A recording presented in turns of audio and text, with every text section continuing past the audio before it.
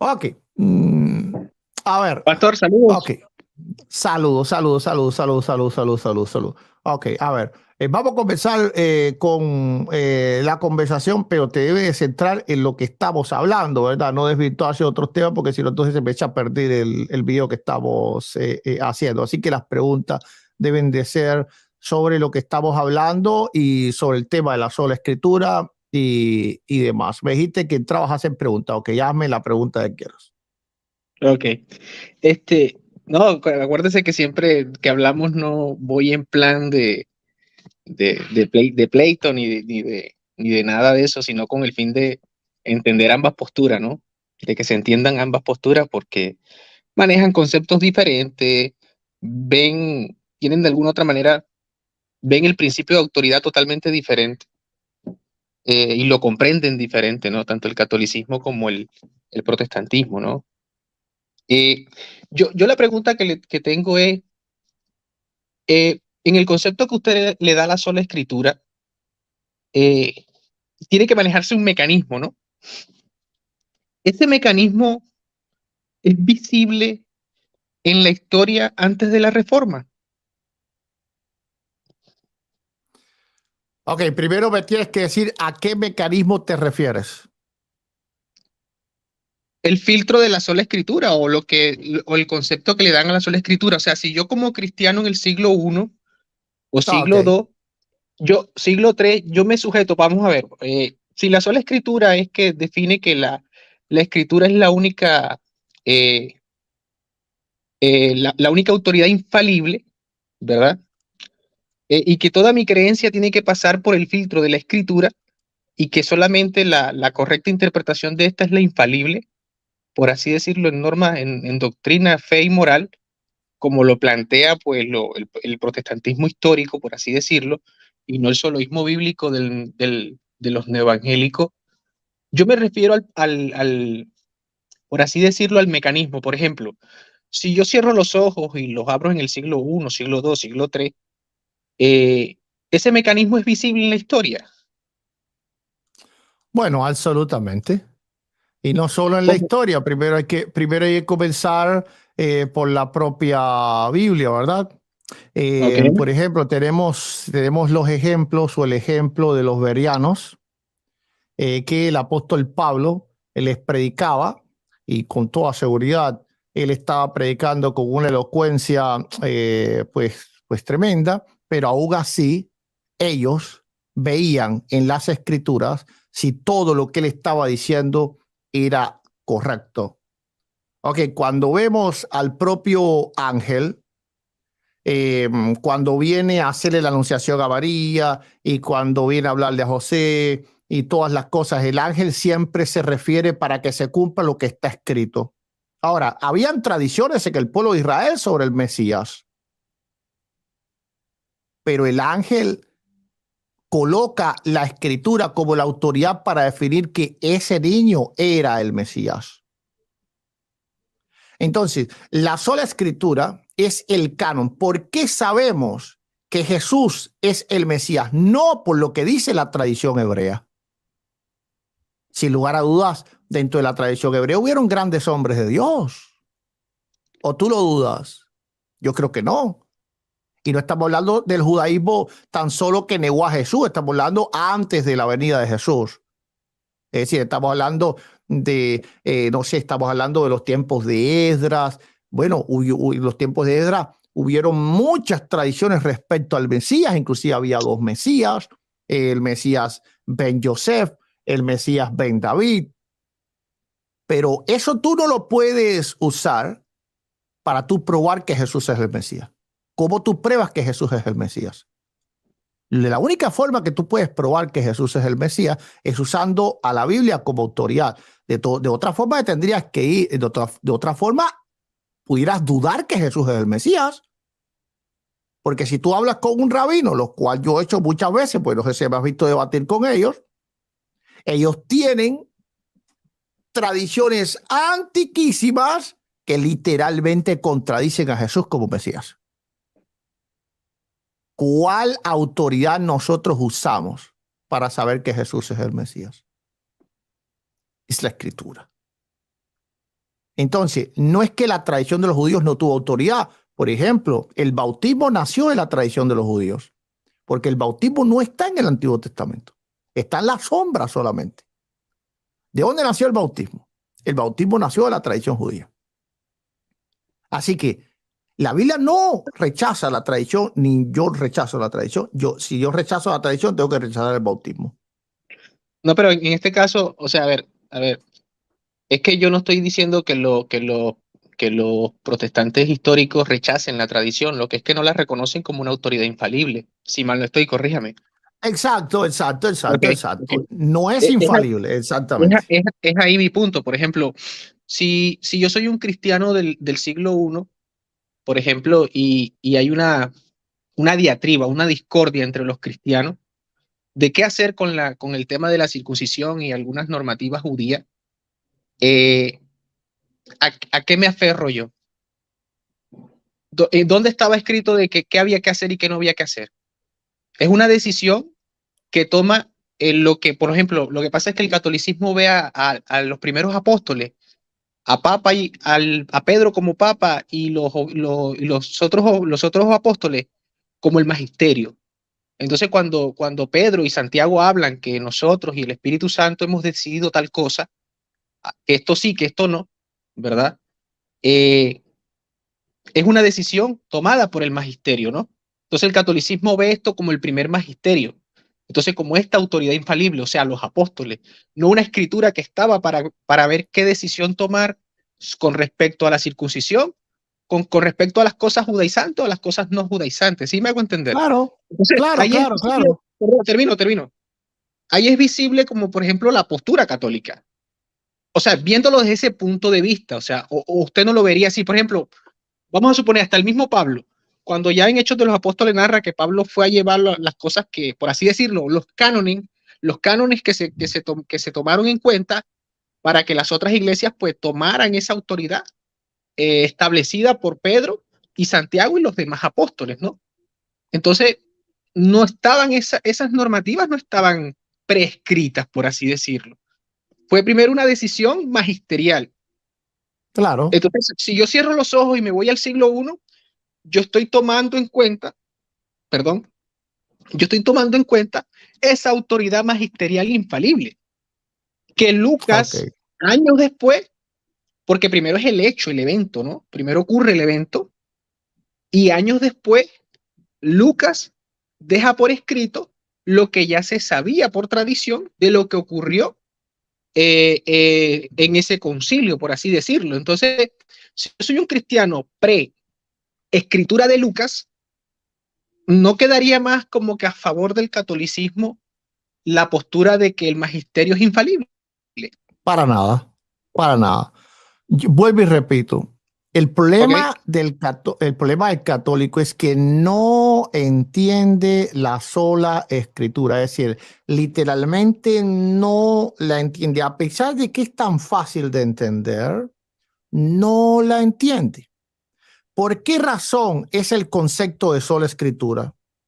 No es porque nosotros creamos, y eso lo expliqué en el video hasta ahora, no es porque nosotros creamos que cuando el magisterio, es decir, el concilio del libro de los Hechos, capítulo 15, habló en ese momento, no era inspirado. Inclusive en el debate yo le coloqué el ejemplo a Santiago de que Dios inspiró para hablar a una mula. Ok, el problema es que esos ejemplos no dicen que el magisterio sea infalible todo el tiempo, porque Wow. vemos que luego ese mismo obispo Santiago, lo vemos en Gálatas 2:11, es decir, vemos el relato de Gálatas 2:11, que ese mismo obispo Santiago obligaba a judaizar a tal punto que Pedro le tenía miedo a los de la circuncisión. Okay, y Pablo entendía que eso era un evangelio que era anatema, porque eran los judíos de Jerusalén los que habían traído ese evangelio anatema a, al libro de los Gálatas, el cual Pablo en el capítulo 1, verso 8 y 9, ¿verdad? Lo cataloga como anatema. Entonces vemos, por ejemplo, a Pedro en Mateo 16, primero siendo inspirado por Dios para decir, tú eres el Cristo, el Hijo del Dios viviente, y luego siendo inspirado por el diablo para decir, Señor, no te hagas eso, a tal punto que la primera vez Jesús le exalta, bienaventurado eres, hijo de Jonás, porque no te lo reveló ni carne ni sangre, sino mi Padre que está en los cielos. Pero después le dice, apártate de mí, Satanás, que me eres piedra de tropiezo. Cuando tú tienes algo por infalible, por una regla, significa que ese algo nunca se equivoca. Porque si ese algo se equivoca, entonces tú tendrías que tener otra cosa externa para ver cuándo se equivoca y cuándo no.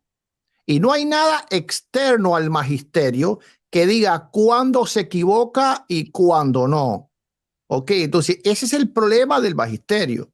En un mismo concilio, déjame argumentar. No me, okay. Perdón. En un mismo concilio, en el concilio de Nicea, el concilio de Nicea decide que el Espíritu Santo solamente desciende del Hijo.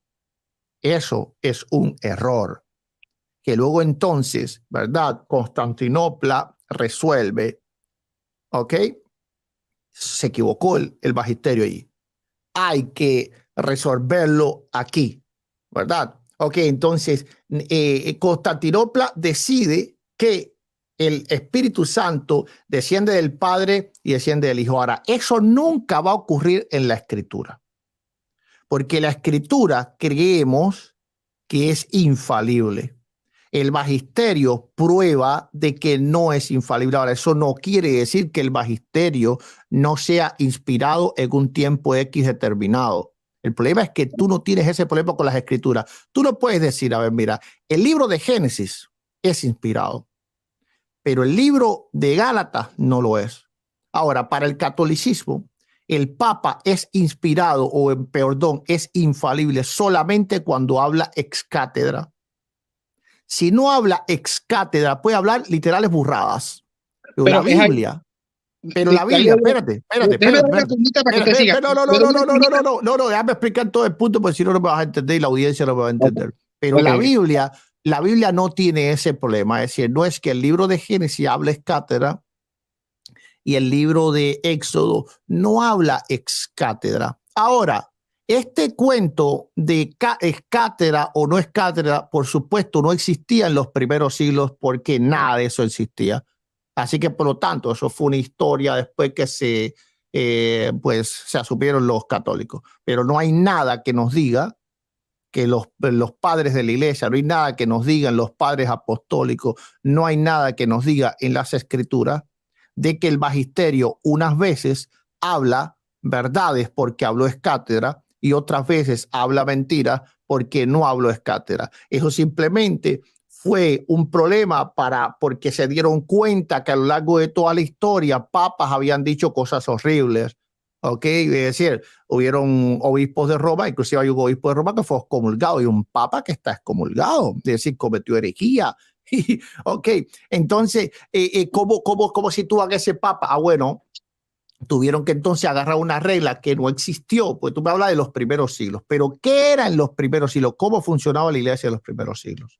En los primeros siglos vemos a los apóstoles hablando oralmente, sí, pero yo te hago una pregunta a ti, yo quiero que tú me la respondas.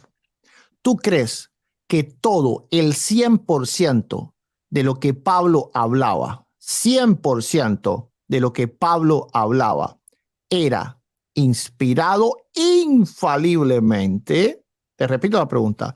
¿Tú crees que el 100% de lo que Pablo hablaba era inspirado infaliblemente, sí o no?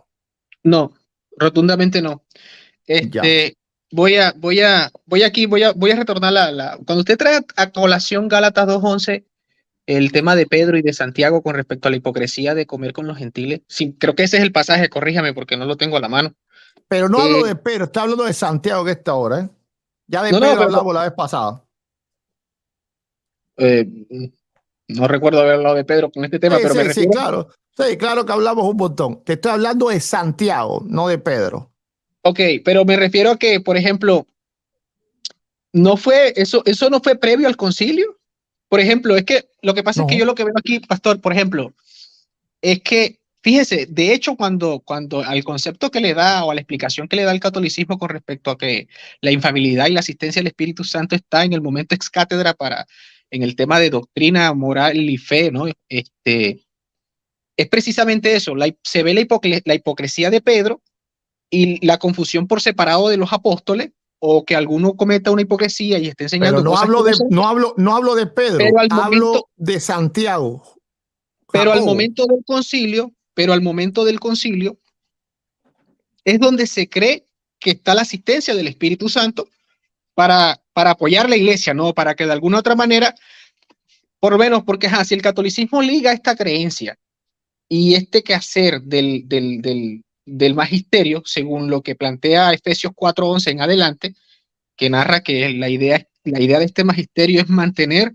a los cristianos unidos en la fe, ¿no? En este cuerpo de doctrina, con el fin de que no estén desvariando en doctrinas. Entonces, el primer evento es la discordia, ¿no? Y como que el evento número uno, discordia. Yo creo A, tú crees B. Tú alas para tu lado, yo alo para el mío.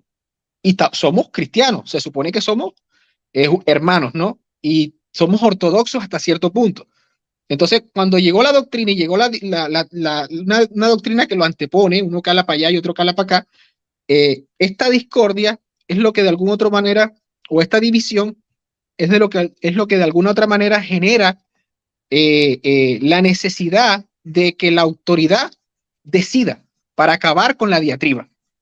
Entonces, se aplica la creencia católica de que, ok, llamemos al concilio para definir, tal cual hicieron los apóstoles con el momento de los judaizantes, definir qué creer y qué no creer, qué debe de creer toda la cristiandad y qué no debe creer toda la cristiandad en este aspecto.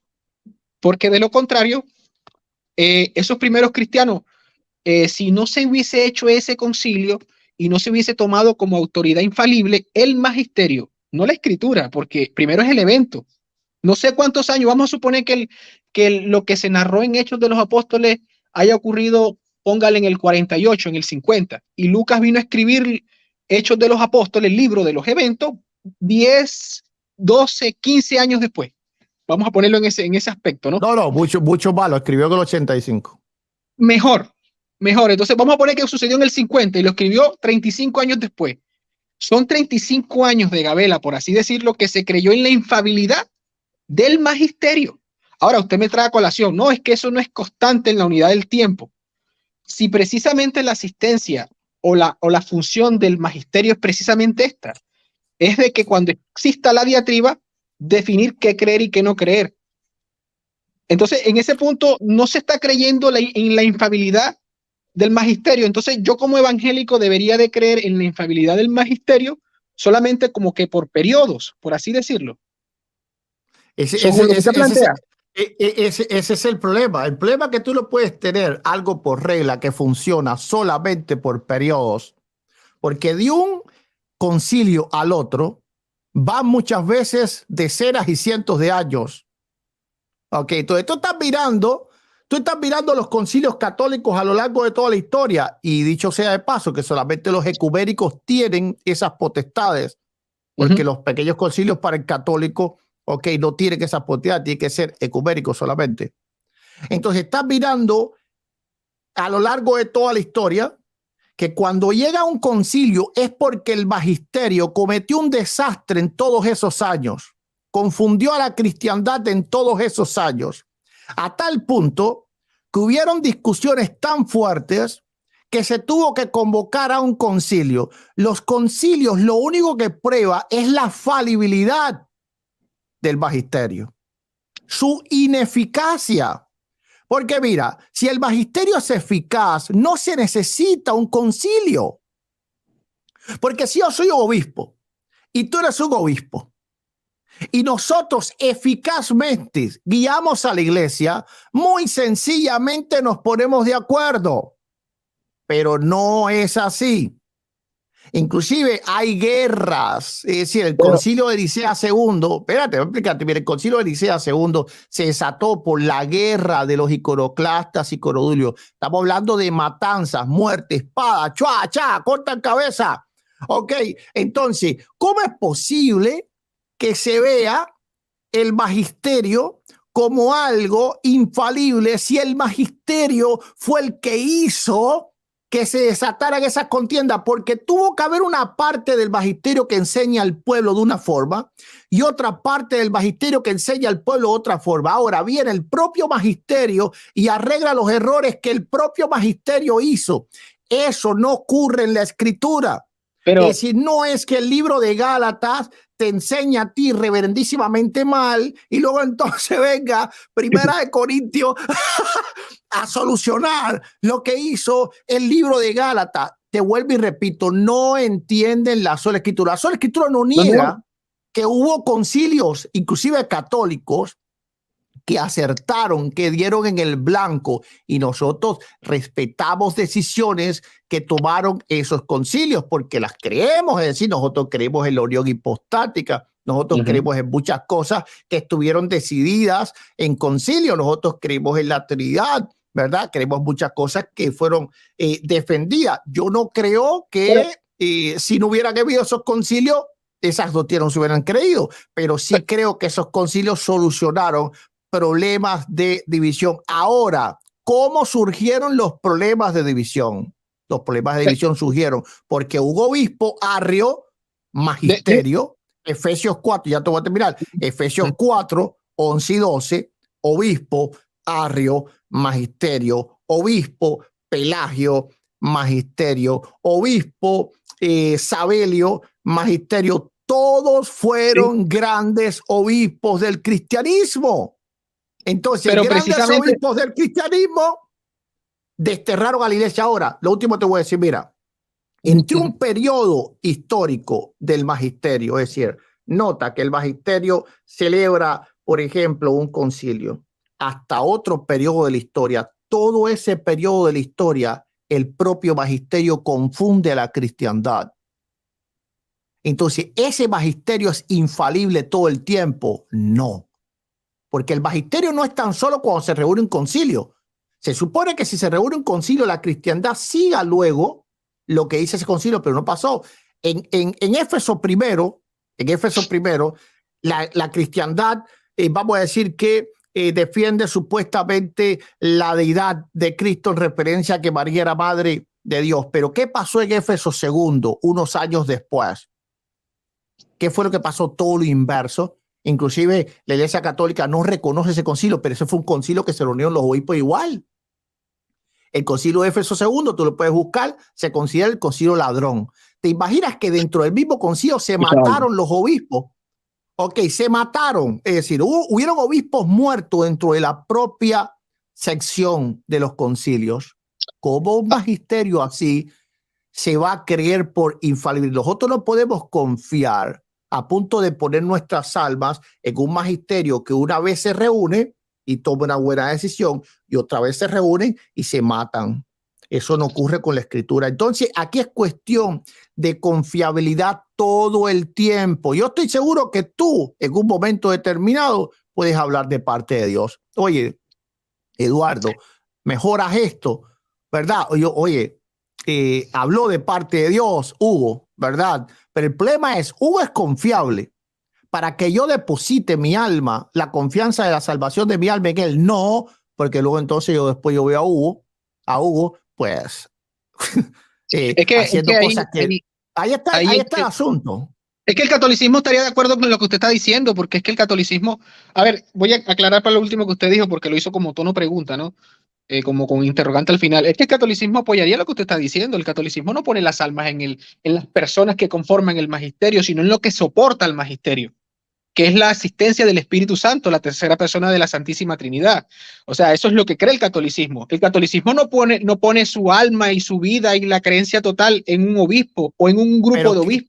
Pero ¿qué es lo visible? ¿Qué es lo visible de esa asistencia? Lo que hace el magisterio es lo visible de esa Pero, asistencia. pero no en la practicabilidad de que sean impecables los obispos. Los obispos pueden matar, pueden, porque son pecadores, pueden cometer No, no, pecados. O hablo de sea, doctrina, hablo de doctrina. a eso me refiero, en doctrina, o sea, por lo menos a eso es lo que lo que sale de allí, lo que emana de allí, de ese concilio o de ese magisterio, para definir y cercar, por así decirlo, y blindar las doctrinas, porque literalmente eso es lo que dice en Efesios 4:11. Bueno, para no discutir aquí qué quiere decir eso, porque podría a la para su lado y a la para el mío, lo que verdaderamente, porque el catolicismo cree que allí se habla del magisterio y de la autoridad del magisterio, ¿no?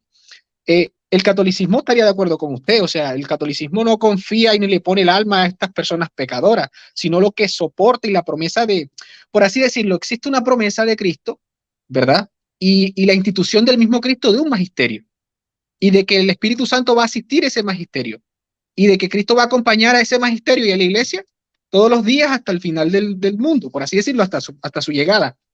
Entonces, para yo entenderlo un poco aquí, por ejemplo, usted dice que entonces esos 35 años en la unidad de tiempo, para ubicarnos en la unidad de tiempo, un punto A, año 50, 48, ocurrieron los hechos. Del tema de lo que ocurrió con Pedro, con Santiago y los apóstoles y los judaizantes. Y se vino a poner por escrito 35 años después. Esa decisión que toman esas personas de carne y hueso, pecadores como usted y como yo, Pedro, Santiago, etcétera, hipócritas también, porque Pedro era un hipócrita y Santiago también, Pablo se los echa en cara. No es al final, o sea que en ese tiempo la cristiandad creyó de manera infalible, o creyó que el magisterio era infalible, o el magisterio fue infalible en ese periodo de tiempo. ¿Usted cree que en ese periodo de tiempo el magisterio fue infalible? Yo no creo que la cristiandad lo creyó por infalible, porque de hecho se siguió pretendiendo que los gentiles judaizasen.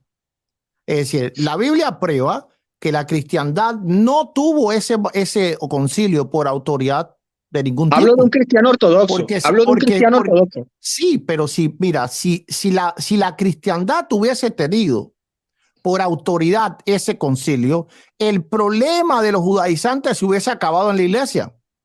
Y el problema de los judaizantes, es decir, de los que pretendían que los gentiles judaizasen, nunca acabó, ¿verdad? Entonces, A ver, mira, termine. si tú crees que algo la iglesia lo tuvo por infalible, eso quiere decir que la iglesia lo obedeció. Ahora, ¿qué se puede probar de esto? ¿La iglesia lo obedeció? No. En las cartas de Juan, que fueron escritas en el 90 largo, después inclusive de escribirse el libro de los Hechos, Juan habla bien claro de los judíos que estaban infiltrados dentro de ellos. Ok, entonces este problema seguía persistiendo a tal punto que cristianos dejaban de creer que Jesucristo era el Cristo por cuenta de toda ese peso de judaísmo que todavía tenía el cristianismo, que no se acababa de desprender de las tradiciones, ¿verdad? Del error de las tradiciones, y no se acababa de centrar en realidad lo que ya Pablo les había escrito. Ya tenían, ¿verdad?, varias cartas del apóstol Pablo inspiradas por Dios que les dejaba bien claro dónde estaba la justificación.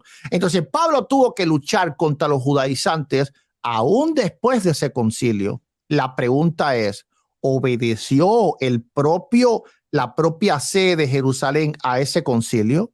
¿Obedeció el propio Santiago a ese concilio? Pero Jamás la lo ortodoxia, hizo. pastor, incluyo aquí, okay, disculpe, entro aquí, pero es que nadie aquí va a negar en ningún momento en la unidad de tiempo de que existe el cristianismo, todo el cristianismo ha adherido a una sola fe. Es que era lo que Pero hablábamos estamos el otro hablando día. de los líderes, Perdón, no de todo perdón, el cristianismo, ¿eh? perdón. No, pero es que yo me refiero es que los cristianos de esos 35 años del periodo 50 al 85, establecido en la unidad de tiempo que usted me establece, yo no me estoy refiriendo cuando yo digo, si yo quería ser un cristiano ortodoxo en esa época, hoy la historia, porque eso es lo bueno de la historia, saber en qué línea estoy, si en la ortodoxa o la heterodoxa.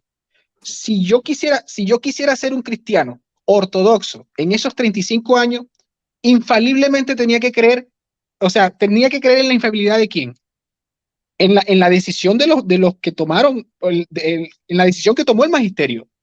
Si yo quería ser un ortodoxo, yo tenía que aferrarme a lo que escogió el magisterio, no a lo que dijera un obispo por aquí, otro obispo por allá, o los judaizantes por aquí. Si yo quería ser ortodoxo, yo tenía que aferrarme. O sea, por eso es que digo el mecanismo. Aquí está el mecanismo.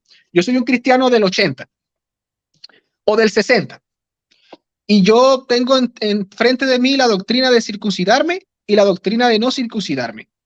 La doctrina de seguir sacrificando animales a Yahvé y tomarme la sangre, etcétera, todo el culto hebreo. Entonces yo tengo estas doctrinas frente a mí versus las doctrinas escogidas por este magisterio. La infabilidad, ¿dónde está? El mecanismo, ¿dónde está? Jamás y nunca el catolicismo va a decir que el magisterio está por encima de la escritura, etcétera, etcétera. Siempre es un trípode que ellos manejan allí, usted se lo conoce. O espero yo que lo conozca para omitir la explicación mía, ¿no? Muchas cosas. En ese sentido, si yo soy un cristiano de esa época, ¿cuál es el mecanismo? ¿Usted encuentra el mecanismo evangélico o encuentra el mecanismo católico en creer de que los que tomaron la decisión en qué doctrina debe creer la cristiandad ortodoxa? No, cuando me dije toda la cristiandad me refería a los cristianos ortodoxos, porque van a haber muchos desobedientes. Es que siempre y cuando haya autoridad, la inercia del ser humano, llamémoslo así, el propio pecado original del ser humano es ir contra el principio de autoridad, ¿no? Entonces, en ese sentido, siempre, si hay una autoridad, va a haber siempre como que quien la desobedece en la naturaleza propia que tiene hoy el ser humano, ¿no? Y obvio, muchos no van a estar de acuerdo con ello, quizás cambien de opinión posteriormente, pero hoy la historia me narra que para yo poder ser un cristiano